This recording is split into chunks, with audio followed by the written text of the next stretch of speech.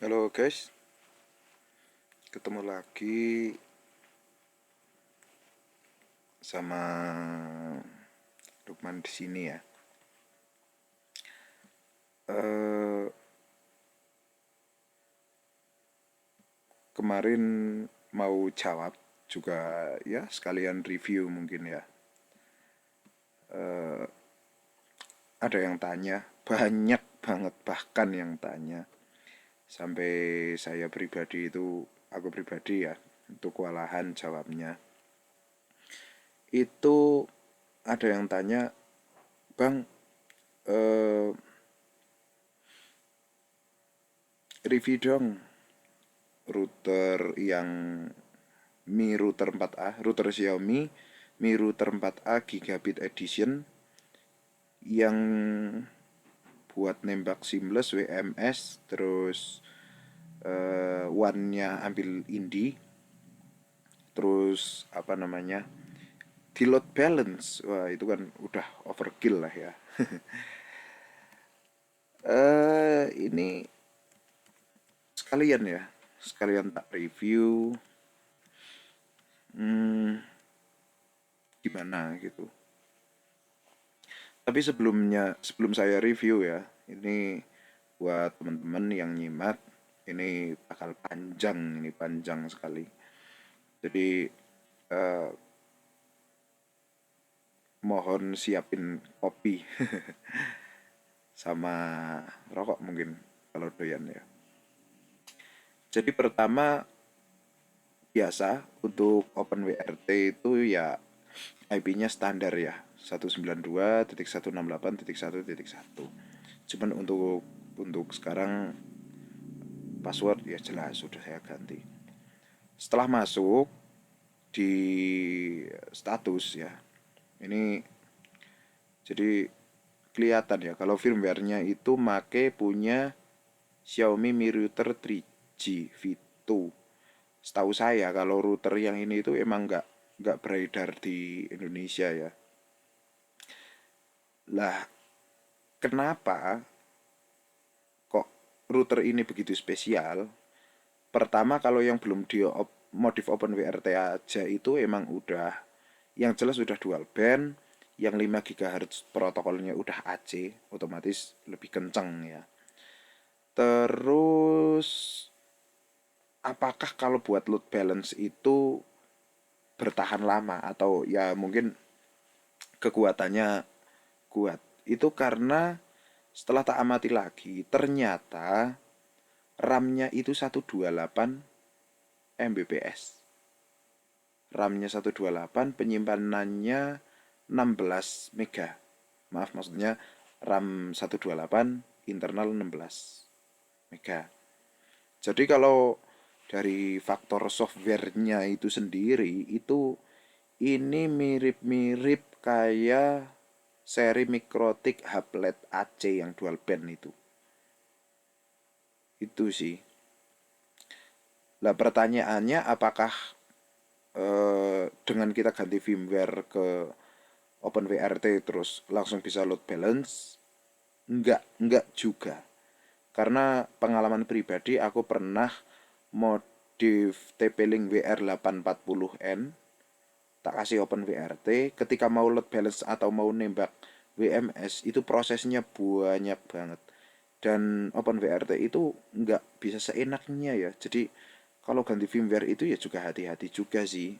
Nggak bisa seenaknya. Terus kalau aku amati emang OS OpenWRT itu memang lebih baik itu memang pakai router yang berkekuatan tinggi gitu loh. Maksudnya berkekuatan tinggi ya RAM-nya besar, internalnya memadai. Aku juga masih punya itu Bolt BL201 yang juga udah modif OpenWRT dan ada auto login WMS-nya, nembak seamless juga bisa. Itu kalau untuk saat masuk sistem kayak gini ya, itu nggak selancar ini karena RAM-nya itu kecil. RAM-nya itu kalau nggak salah hanya 16 mega. Jadi kalau untuk load balance atau tembakan itu menurut saya ya, menurut saya kurang recommended lah. Karena kalau RAM-nya kecil, kemungkinan ntar kerja prosesor dan RAM-nya itu nggak memadai di jaringan kita. Apalagi udah nembak seamless sama WMS terus di load balance, sedangkan kebutuhan jaringan kita itu udah mencapai 100 mega lebih. Itu waduh, itu kasihan routernya. Lah kalau routernya kuat sih nggak apa-apa, masalahnya kalau nggak kuat di tengah-tengah, kalau pas lagi gangguan itu kan nggak enak juga lah. Oke, lanjut ya ke tata cara load balance-nya gimana. By the way, ini eh, aku beli harga sekitar 500 ribuan lah, sudah sampai wilayah Jawa, Jawa Tengah khususnya, dataran tinggi Dieng. Pertama, ketika aku mau load balance itu nggak langsung ethernetnya ethernetnya aku eh, colokin, itu enggak. Pertama yang jelas pakai LAN, terus bentar tak kasih topologinya dulu ya. Nah ini pakai MSPN aja ya. Nah ini eh, pertama ini topologinya aku dulu ya. Pertama berarti Indi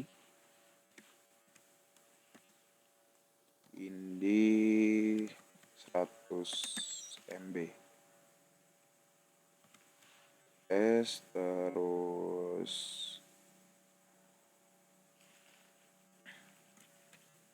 plus WMS 20 ampere ya.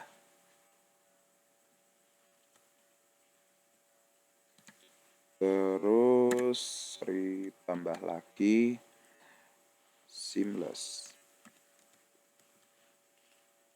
Seamlessnya kurang lebih 65 lah. Berarti ini tipenya kalau total 100 berapa ini? 185. 185 ini ya. Oke, kembali ke setting router lagi. Pertama yang aku setting ini ya, yang setelah berhasil masuk ke network, terus wireless.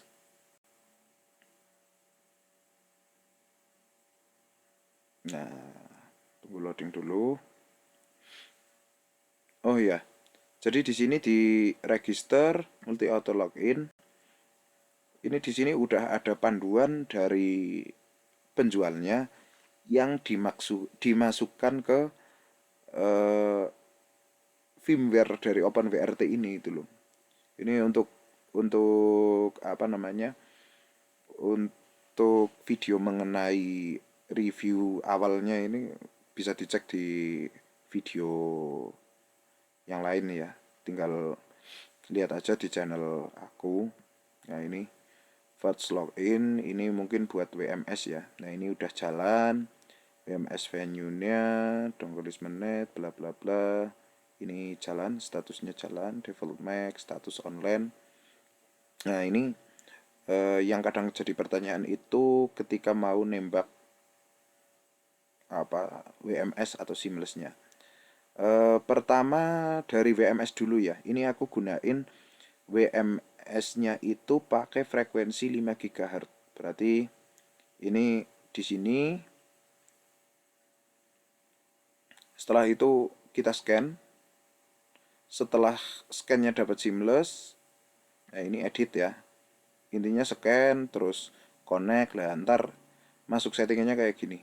Jadi untuk mode aku pakai AC, frekuensi auto, width-nya 80 MHz, maksimum transmit power, driver default. Nah ini aku pakai yang default karena biar nggak terlalu membebani router itu sendiri ya.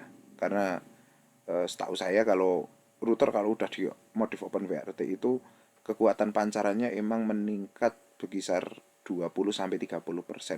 Jadi kalau saya fullin ya nggak masuk akal juga sih, soalnya routernya aja sama access point Cisco-nya itu kan deket banget, jadi nggak perlu power terlalu besar lah. Nah ini ada statusnya, sinyalnya itu dapat 17 dBm, bagus. Terus oh enggak, ini 21 dBm ya, ini transmit powernya. Terus bitrate 300 megabit per second, country 00, ini pakai countrynya yang di advance setting aku pakai country kodenya Word, berarti kalau mungkin di Mikrotik Super Channel ya. Kalau Legacy aku centang. Terus kalau kita ke bawah, modenya klien ya, karena ini buat jadi klien. Oh, terus networknya. Nah, ini aku pilih W11 sesuai dengan nama, apa namanya? Sesuai dengan nama radio 5 GHz-nya. Terus ESID berarti seamless at WiFi ID, ya udahlah, emang paham lah kalau salah itu ya. Selanjutnya wireless security. Nah, ini yang kadang mulai kebanyakan dari teman-teman yang kadang kurang paham. Ya dulunya aku juga gitu sih. Pertama kalau untuk encryption ini kita pilih. Nah, ini kita pilih yang WPA2 EAP ya, WPA 2 EAP. Kalau orang sini bilangnya gitu. Ini ya.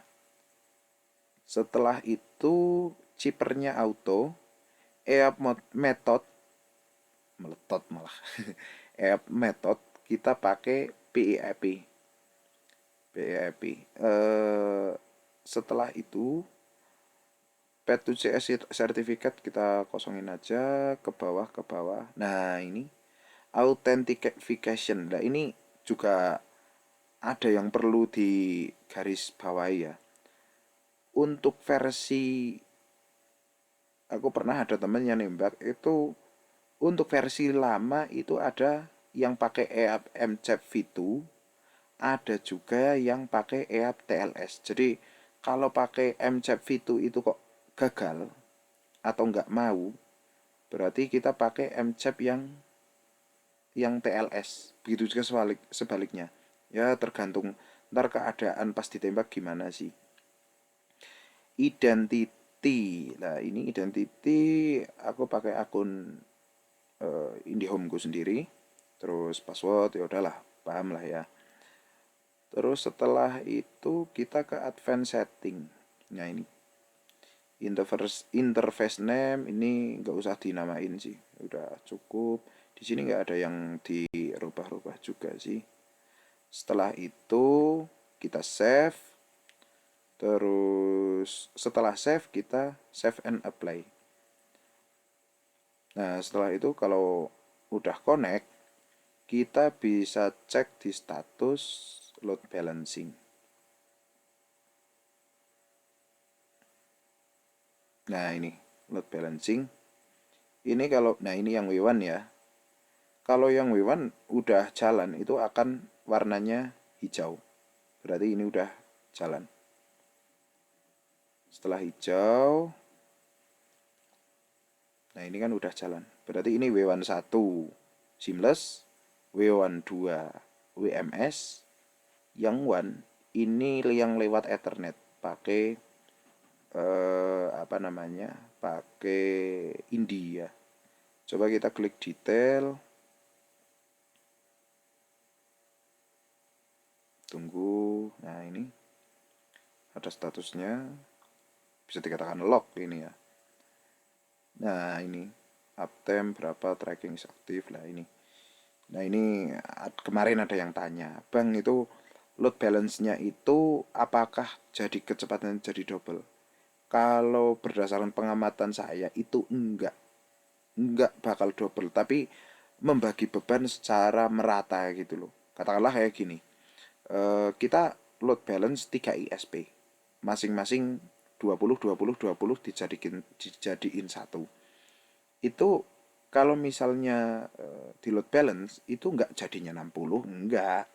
Tapi 20 tambah 20 tambah 20, ya ntar hasilnya sama dengan 20 tambah 20 tambah 20. Jadi misal ada beban dari suatu traffic itu, ya dari 20 kali 3 itu diambil secara merata gitu loh. Jadi ntar paling dapatnya ya 50, 60. Pengalaman aku sih kayak gitu. Mungkin kalau ada yang pernah mengalami itu ya bisa share lah, bisa komen di kolom komentar ya. Soalnya yang bisa kecepatannya jadi double itu yang pernah aku tahu itu pakai, nggak tahu itu router board apa PC server ya, itu merek Juniper itu ya, itu agak langka sih, itu emang bisa full. Nah ini ada balance-nya, W11 33%, W1 yang ini yang biasa 33%, W1 33%. Jadi membaginya itu katakanlah traffic yang dibutuhkan 100 mega, berarti dari 3 WAN ini ambilnya mengambil 30 33 33 33. Hitungannya gitu. Terus misalnya hanya one only 100%. Misalnya ini hanya satu aja yang hidup, ya ambilnya 100%. Berarti mungkin kalau di mikrotik itu hampir kayak protokolnya kayak load balance metode ICMP ya. Jadi di atasnya kita kasih perbandingan berapa, terus ntar kalau ada yang satu disconnect berapa gitu loh. Terus oh ini udah. Terus nah ini kalau Bang, kalau ada yang tanya lagi, Bang, untuk WMS-nya itu kan kalau di Mikrotik ada auto login. Nah, ini caranya gimana? Caranya untuk WMS sebelum kita konekin ke apa namanya? Ke SSID kita, WMS venue ya kita. Kita masuk ke multi auto login, terus kita ke first login aja ya biar gampang. Terus kita pilih, nah ini kan ada WMS venue, WVID, Wiko, Star Wifi. Mungkin yang paling lumrah atau yang sering digunakan ada Seamless, WVID sama WMS venue. Aku pilih WMS venue. Sorry, ribet. Cara koneknya gimana? Pas pertama login, ini GWID-nya itu belum ada. Tapi uniknya dari router ini itu nggak perlu kita nyatet GWID terus data WLAN, itu nggak perlu karena di sini itu udah otomatis connect. Ya mungkin kalau untuk pertama kali nggak connect berarti kita harus login, biasanya login dulu. Makanya buat teman-teman yang mau load balance pakai router ini, aku saranin untuk Ethernetnya ntar kita yang diutamakan dari WMS-nya dulu. Karena kalau kita loginnya setelah kita nembak Seamless ataupun lewat nyolokin Ethernetnya dulu, ntar kita kalau mau login yang WMS venue itu agak kesulitan. Karena agak kesulitannya kita nggak bisa mastiin udah login apa belum. Dengan catatan untuk yang pertama kalinya ya. Nah ini di sini kan ada apa namanya? Ada pesan dari sellernya ya. Setelah pengisian data selesai, silahkan klik tombol save and apply. Tunggu 1 menit lalu refresh halaman web UI untuk melihat hasil. Khusus saat pertama kali setup, untuk memastikan proses berjalan dengan sempurna, lakukan reboot perangkat Anda. Nah, ini karena apa? Karena dari softwarenya ini membutuhkan waktu untuk mengaktifkan auto login-nya gitu loh. Jadi kalau untuk pertama login biasanya malah minta login ke apa namanya WMS venue-nya dulu. Setahu saya dan yang saya alami kayak gitu. Terus kita save and apply. Ini maaf ya, soalnya kalau setting lagi berhubung servernya itu jauh 18 kilo, jadi ini saya di sini pakai laptop, servernya itu 18 kilo ke arah utara. Jadi maaf ya buat teman-teman nggak bisa demoin gitu loh. Tapi yang jelas stepnya kayak gitu. Setelah connect, kita ke bagian network wireless. Nah, setelah ini di save ya, maksudnya bukan connect, belum connect ya, ke wireless. Nah, ini yang radio 0 2,4, yang ini ya, jangan yang atas. Yang atas itu hardware-nya. Kita bisa scan. Setelah scan kita add lah ini. Ini modelnya kalau untuk WMS karena ini kecepatannya cuma 20 Mbps sih. Menurut saya nggak usah frekuensinya itu yang macem-macem, apa ngatur frekuensi lain-lain gitu loh. Soalnya ya ini cuma 20 Mbps. Buat apa sih pakai protokol AC ya kan?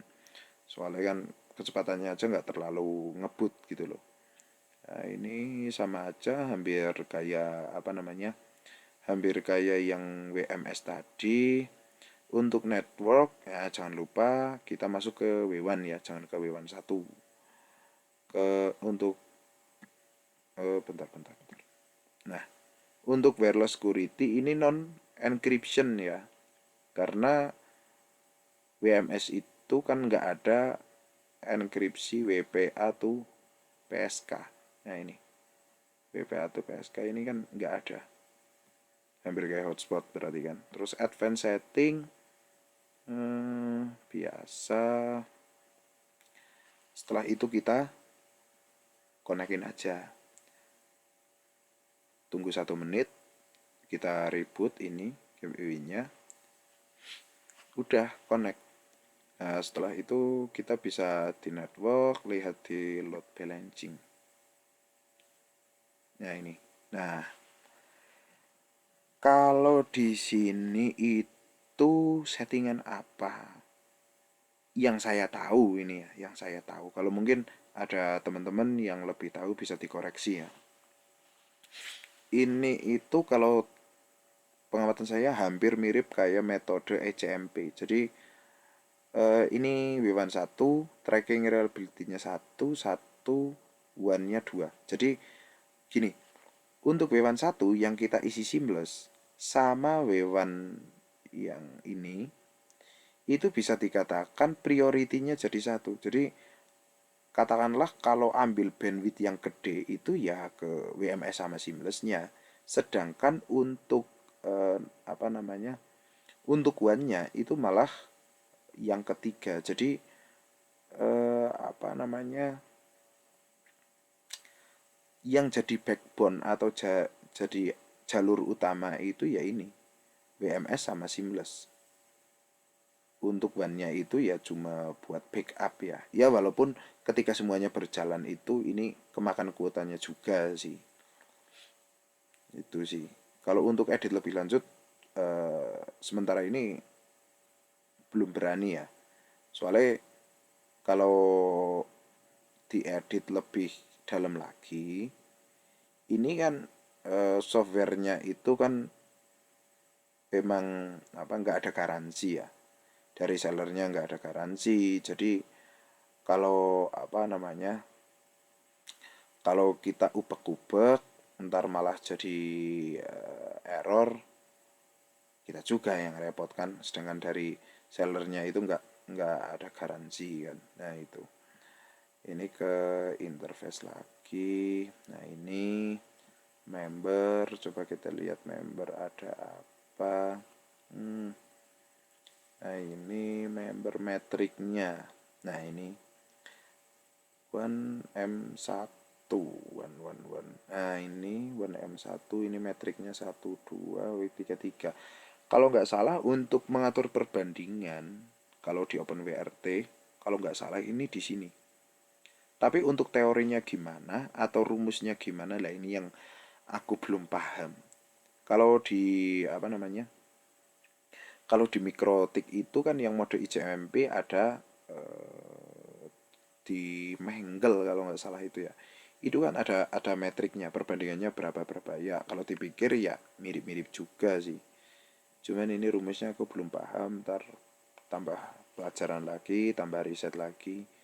W1 1212 hampir mirip sih, hampir mirip di mikrotik sih. Nah ini M1 polysis. Nah ini misal kalau ada lagi salah satunya disconnect yang jadi backup, bahasanya hampir mirip kayak mikrotik, cuman istilahnya aja yang agak beda ya, agak beda. Ini yang rules, ya ini ada yang rules, balance, terus notification. Nah ini ada notifikasi. Nah ini mungkin kalau di mikrotik script ya. Nah ini bisa diedit. Nah ini ada script. Nah ini. Terus kita kembali ke overview. Ini real time graph. Coba kita lihat. Nah ini loadnya yang jalan. Terus coba kita lihat traffic. Nah ini ether 1 ini ya. Ether 1. Oh ini berarti yang ke desa aku ini. Ke desa aku rata-rata 24. Nah ini ke 24. Terus ini coba kita lihat WLAN 0 trafficnya berapa. Nah ini WLAN 0-nya dapat beban 5 sampai 6 mega. Coba kalau kita kasih beban ya, kasih beban speed test itu kira-kira dapat berapa ya. Bentar tak kecilin dulu.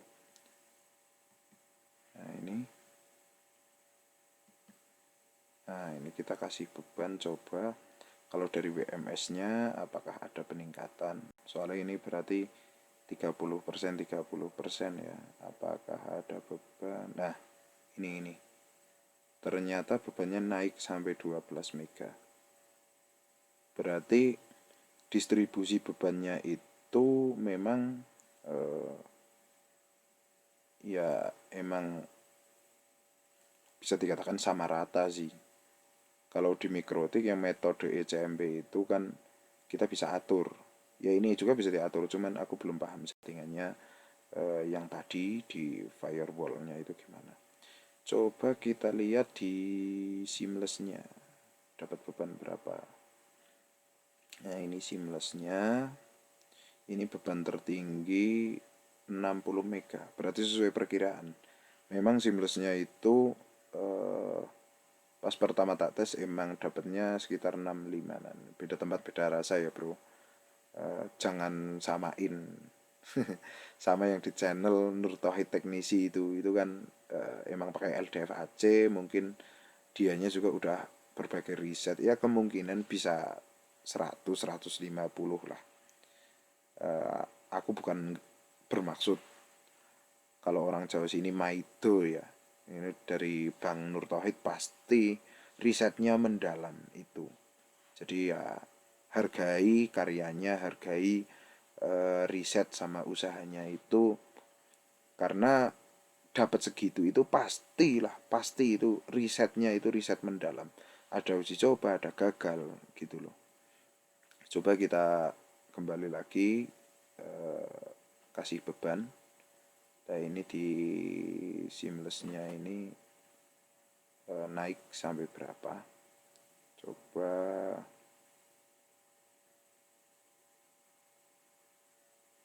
nah ini inbound outbound.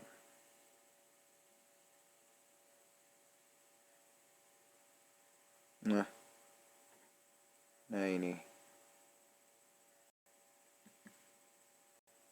berarti nah ini seamless-nya mencapai paling tinggi itu 80 ya. 80 80 ya, ya. Berarti emang segitu sih. Berarti membagi sesuai kekuatan dari jalur internetnya masing-masing. Membagi internetnya masing-masing.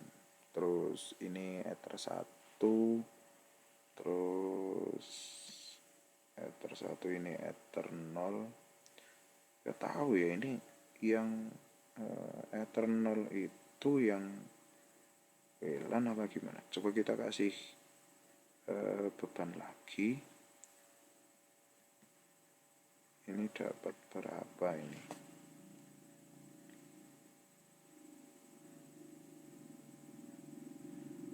Nah ini ngomong-ngomong nggak kayak kemarin pas dites di server ya, tembus apa namanya, tembus sampai 100 200 itu. Ini soalnya keterbatasan kekuatan antena juga sih. Aku pakai LHG XL 5AC itu udah 18 kilo. Kalau aku lihat traffic yang bisa dibawa itu paling kisaran 90 sampai 95 aja. Nah, ini juga berjalan trafficnya sampai ini bahkan sampai 120-an. Enggak sih, ini palingnya 100 lah. Ya gitu sih. Emang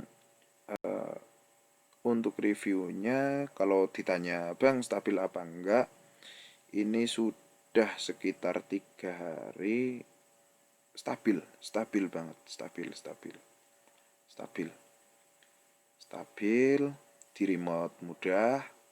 Nah, ini di sini kita bisa lihat trafficnya. WLAN 0 berarti ini yang WMS ya. Ini yang WMS. Sinyalnya berapa dBm ini. Terus ini apa ini? Nah ini rate-nya itu maksudnya rata-ratanya ya. Rata-ratanya coba kita lihat WLAN 1 sinyal 28 dBm. Ini rata-ratanya. Nah ini 37. Terus connection coba kita lihat dapat apa di sini. Oh ini TCP UDP ya. Iya ya ya. Berarti mungkin ini nih kalau di Mikrotik hampir mirip kayak log di Mangle ya. Log di Mangle. Oke. Kita ke sebentar ini kok lama sekali.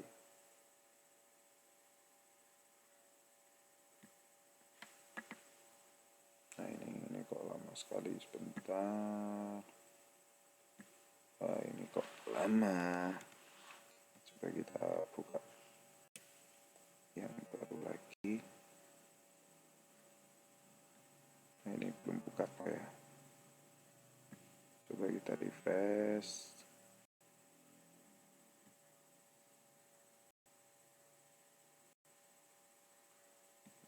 Kita tutup aja yang satu. Kita masuk lagi. Ini agak lama ya, soalnya 18 kilo bro. 18 kilo, ini aku remote pakai wifi. Kabelnya sampai ke server yang lokal di sini itu 50 meter. Naik kabelnya ke antena juga 50 meter, terus 18 kilo, kabel lagi sekitar 40 meter sampai ke server. Nah ini kalau untuk memorinya bagus sih, bagus. Pertama aku ya nggak percaya gitu loh, ini buat load balance 3, kenapa kok bisa apa enggak ya. 500.000 itu untuk membeli alat ini kan kayak gimana ya, kalau tambahin 300.000 lagi dapat hub aja C yang LED kan, yang dual band.